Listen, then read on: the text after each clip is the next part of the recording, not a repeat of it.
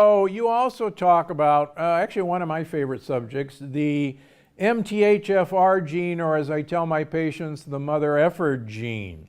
Tell our listeners, viewers, what is it? What do you think about it?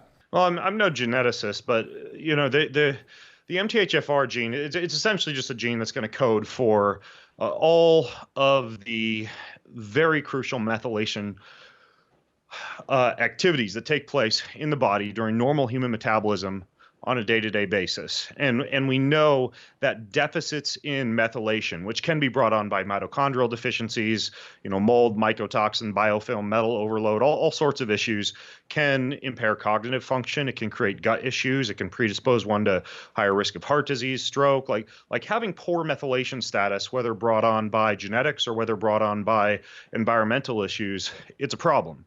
And furthermore, one of the significant things that gene is responsible for doing is the conversion of homocysteine into methionine. And we know that high levels of homocysteine can also be inflammatory and present a lot of issues, particularly from a cardiovascular disease risk standpoint. And so what we see is that there are certain people who tend to be what's called homozygous for that MTHFR gene, meaning they have the AA variant of it, and you see pretty significantly reduced methylation activity and pretty significant elevation of homocysteine levels. And in addition to that, you tend to see some deficiencies in folate because that methylation is very important for the availability of folate. And I think that some people think they've been, cursed if they get a genetic test and find out they're AA for the MTHFR gene, when in fact I would suspect, and this part is beyond my body of knowledge, but I would suspect there are some protective mechanisms and some reasons that gene persists. But let's say that you do have that genetic risk factor. Well, just like we were talking about with the plant-based diet, there are things that you can do about it. For example, supplementing with a really good methylated form of vitamin B.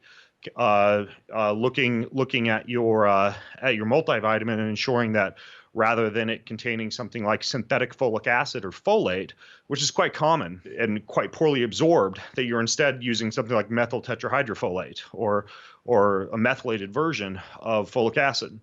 And so that's one important thing.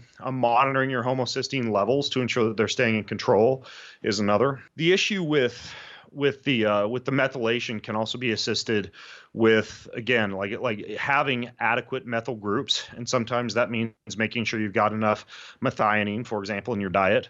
But when it comes to MTHFR, I think probably the biggest things. The other thing that's really important is getting bioavailable folate. And, I actually am a fan of using things like liver capsules, for example, or the consumption of organ meats to be able to get some of that. And I think that a lot of the issues with the MTHFR gene can be addressed. And I think that the other issue to pay attention to would be, like I mentioned, the environmental factors that would impair methylation.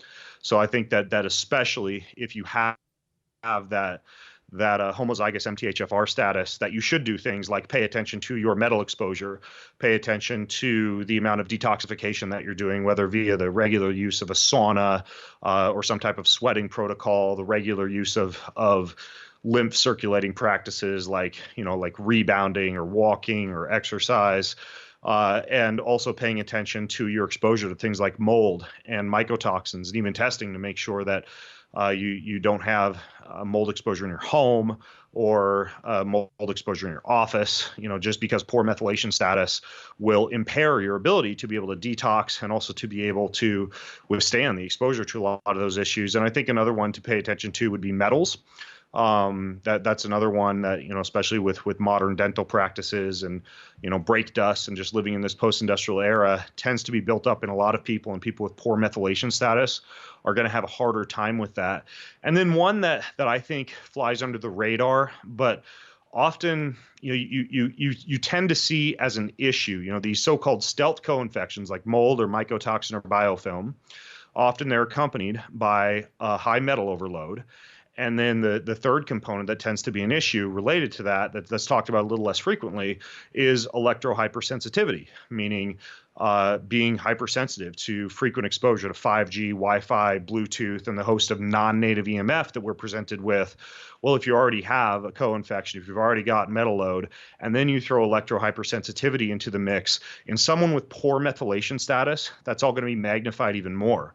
So if you're homozygous for MTHFR, I think mold, mycotoxin, biofilm, metals, and the EMF in your environment are really important to pay attention to, in addition to making sure you're getting adequate methylated B12, methyl tetrahydrofolate, or some other bioavailable form of folate, and then monitoring of homocysteine levels to make sure those aren't getting